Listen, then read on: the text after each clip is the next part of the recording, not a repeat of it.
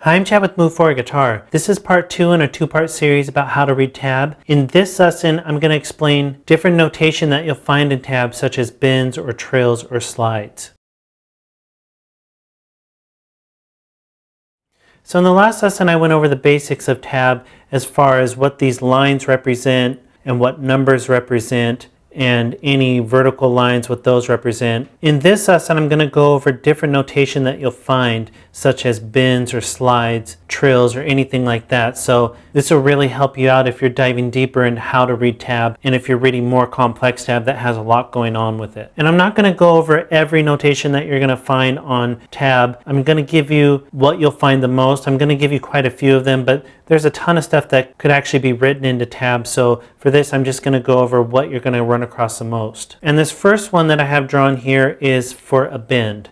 So if you see a line coming up, a curved line with an arrow coming up from a number, that means to play that note and then bend it up, and then whatever it says here is telling you how far to bend that note. So if it says full, that means to bend it up a whole step or 2 frets. If it said half, that means to bend it up 1 fret or a half step. Or you might even see quarter, which isn't even bending up a whole fret, it's in between. But anytime you see that, just know that that means to bend it up, and this is telling you how far to bend that note. But you play the note first and then bend it. If you see something like this, it means the same thing as far as bending it up, and this will tell you how far to bend that note. But this is actually telling you to bring it back down and let that note be heard as it's coming back down. So instead of just bending it up and letting that note disappear, you bend it up the 2 frets and then you bring it back down, but you're going to hear that note the whole time. And in this lesson, I'm not going to demonstrate these actual techniques because this is really just about how to read tab. I'm assuming you know these techniques,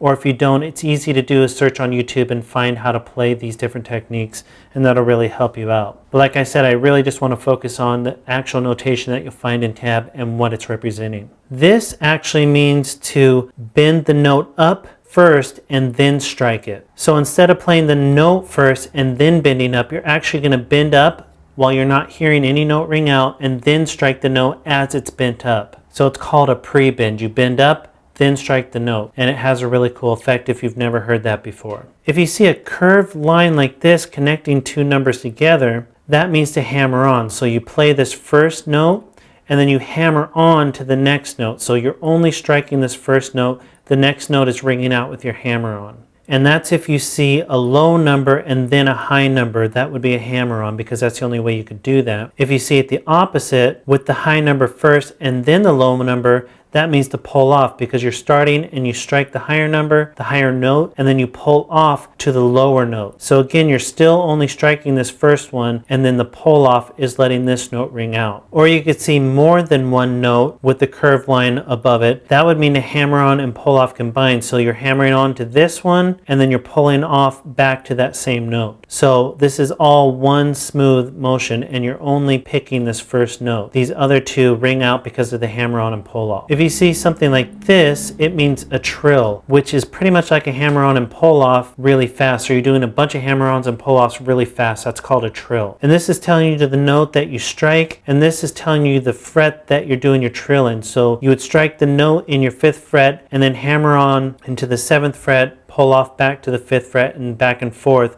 but you're doing it really fast. You're not doing it slow like a hammer-on and pull-off, or slower like hammer-on and pull-off. And again, if you don't know what a trill is, just search for a guitar trill on YouTube and lessons will come up that show you exactly what it is. When you see the curved lines above the numbers, but then a slash in there, that actually means to slide into the note. So you pick the first note, and instead of hammering on like it was before, this slash is telling you to slide into that note. So you pick this note, slide into this note. So it still creates the same type of effect where you're only picking the first note and then you hear the next note because of the slide, but the slide makes it sound different because you're actually hearing that slide on your fretboard. And this is just going the opposite direction because you're going from a higher note down to a lower note, and when you do that, still have that curved line, but then your slash is going the opposite direction, representing that you're going down in pitch instead of up in pitch. When you see something like this next to a number, it actually means to slide into the note. So you're not striking any specific note first and then sliding like we were with these.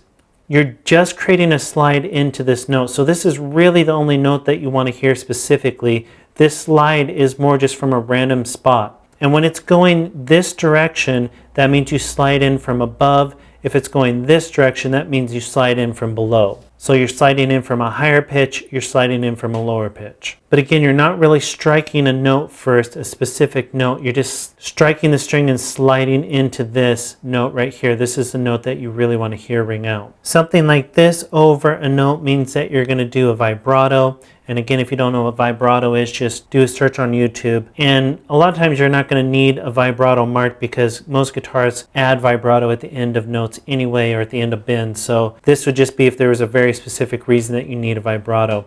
And if you see the lines really close together, that means a tight vibrato. If you see them out farther, that means a wider vibrato. If you see an X on that string, that means to play a dead note, meaning with the number, you're playing a note and letting it ring out. If you see an X, you're not playing a specific note, you're hitting that string and muting it, and it creates a dead note, so it creates a very specific sound, but you're not having a note ring out with that X. If you see a PM above notes with these dashed lines and then a vertical line, that means palm mute, so you'd palm mute these two notes.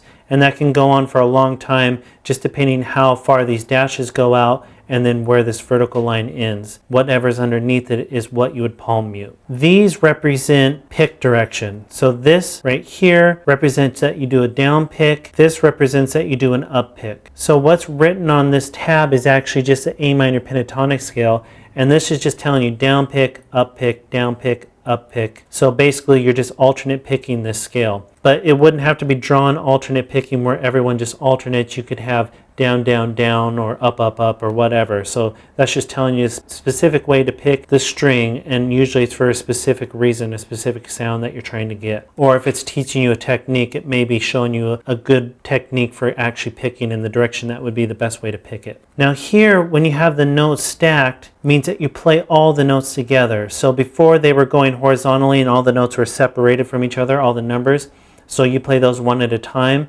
If they're stacked, you actually play them together. And what's drawn here is just your basic G major chord, your open G major chord, which looks like this on a diagram. So if you come across notes stacked like this, that would mean you just play them all together. And usually when it's a chord like this, you're just going to strum through that chord. You're not playing those as single notes. And you can see that it's a chord because on the 6th string, you're fretting the note in the 3rd fret, which is right here. On the 5th string, you're fretting the note in the 2nd fret, which is right here, and so on. These all match up with what's going on in this diagram. And if you've been playing guitar for any amount of time, you know how to play this open G major chord. If you see a squiggly line next to a chord, where again, this is just that open G major chord, that means to arpeggiate the chord. So instead of strumming through the chord or playing all the notes at the exact same time, you're going to pick the notes out individually and just let them all ring out together. That's what it means to arpeggiate a chord. So those are the majority of the notation that you'll find in tab. If you have a question on any notation that I didn't show you, just leave me a comment and I'll answer you, or you can email me at chat@moveforwardguitar and I'll send you a diagram or something just to fill in any gaps that you might need. And like I said, this was part 2 in how to read tab. If you want to go back, if you didn't see the first one, you can go back and watch part 1.